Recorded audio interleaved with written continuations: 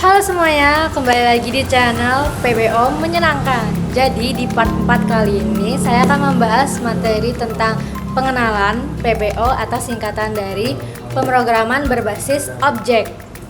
Nah, jadi sebelum kita masuk ke konsepnya itu kita lihat dulu nih perbedaan antara pemrograman prosedural dan berbasis objek nih apa sih? Nah, pemrograman prosedural itu tuh diibaratkan seperti resep makanan. Langkah demi langkahnya itu semua fungsinya itu berdiri sendiri dan data di prosesnya tuh secara terpisah. Untuk contoh kodenya itu seperti ini. Nah, sedangkan OOP itu memecah program ke dalam objek-objek. Objek ini tuh punya data yang disebut dengan atribut dan punya perilaku itu yang disebut dengan metode. Untuk contoh kodenya itu seperti ini. Nah, di sini tuh bedanya OOP itu membuat kode kita ini lebih terstruktur dan bisa digunakan kembali dengan mudah.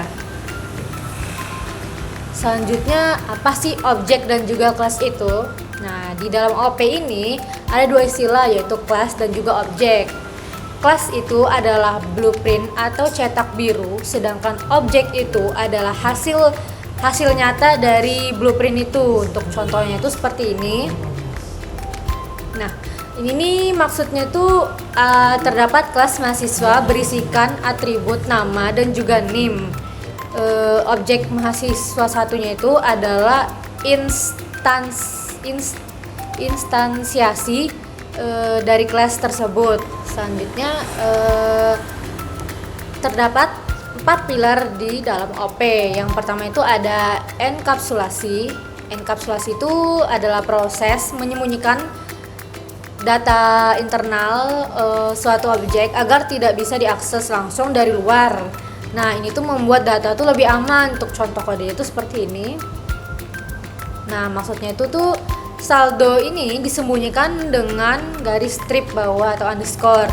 Jadi hanya bisa diakses itu melalui metode saldo lihat underscore saldo. Jadi harus menggunakan garis strip underscore untuk mengakses melihat saldo tersebut. Dan yang kedua itu ada pewarisan atau inheritance. Nah, inheritance itu pewarisan yang memungkinkan sebuah kelas untuk mewarisi sifat dan juga metode dari kelas lain. Misalnya itu contoh kodenya itu seperti ini. Nah, di sini itu terdapat kelas kucing, yang dimana kelas kucing ini nih mewarisi dari kelas hewan, tapi ia juga bisa menyesuaikan nih suaranya sendiri. Kucing itu suaranya gimana nih, meong misalnya. Terus yang ketiga itu ada polimorfisme. Nah, polimorfisme ini memungkinkan metode yang sama digunakan untuk objek yang berbeda tapi dengan perilaku yang berbeda juga. Untuk contoh kodenya itu seperti ini. Nah, di sini itu teman-teman bisa lihat sendiri ya, ada fungsi terbang yang dimana bisa digunakan oleh dua objek yang berbeda dengan hasil juga yang berbeda. Nah, jadi maksudnya itu ada fungsi terbang bisa digunakan oleh kedua objek, oleh kelas burung maupun kelas pesawat.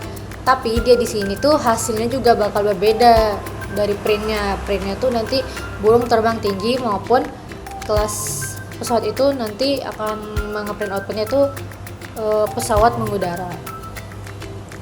Nah, selanjutnya itu ada abstraksi.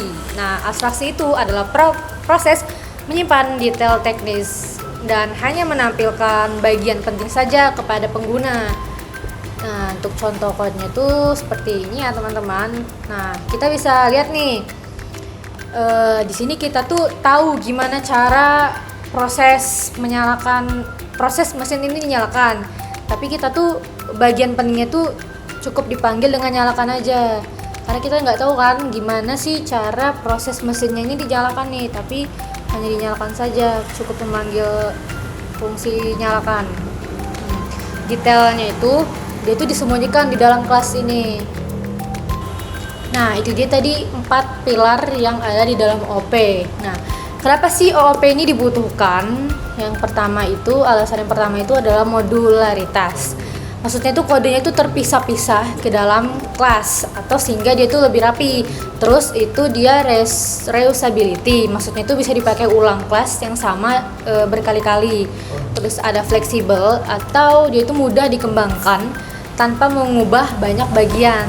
Terus dia tuh keamanan, itu maksudnya datanya tuh aman, bisa disembunyikan. Contoh yang tadi, saldonya itu bisa highlight dengan underscore, lalu dilihat juga dengan underscore untuk lebih aman. Terus ada alasannya itu adalah abstraksi, yang dimana dia itu fokus pada hal yang penting-penting saja, detailnya itu disimpan di belakang layar, jadi dia disembunyikan. Nah, selanjutnya ada contoh pengimplementasian dari semua materi tadi ke dalam kode program. Jadi di sini yang pertama itu kita mengimpor dulu modul ABC-nya itu dan juga abstrak metodenya itu. Terus di sini tuh ada ada kelas kendaraan, yang dimana kelas kendaraannya itu kita manggil tadi abstrak metodenya. Terus di sini kita terdapat metode nyalakan,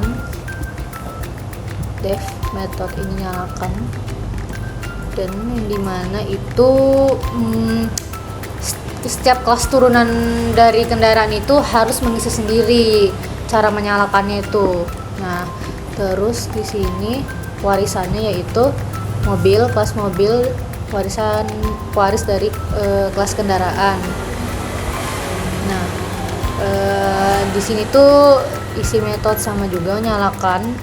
Terus dia ini khususnya itu mesin dinyalakan dengan tombol start. Ini untuk ngeprintnya. Terus ada kelas pengguna. Nah, kelas pengguna ini nyimpan data pribadi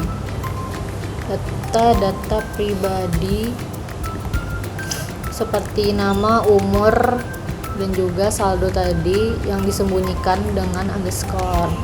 Terus di sini ada fungsi enkapsulasinya tuh dilihat saldo dan juga tambah saldo. Untuk melihat saldo dan juga menambahkan saldonya itu jika jumlahnya tuh positif dalam bentuk enkapsulasi. Terus di sini ada kelas pelanggan, yang dimana di sini tuh bersifat polimorfisme warisan, yang dimana kelas pelanggan tadi itu adalah turunan dari pengguna yang di atas tadi. Terus di sini ada metode pengguna juga, nama, umur, dan juga kendaraan parameternya. Terus ada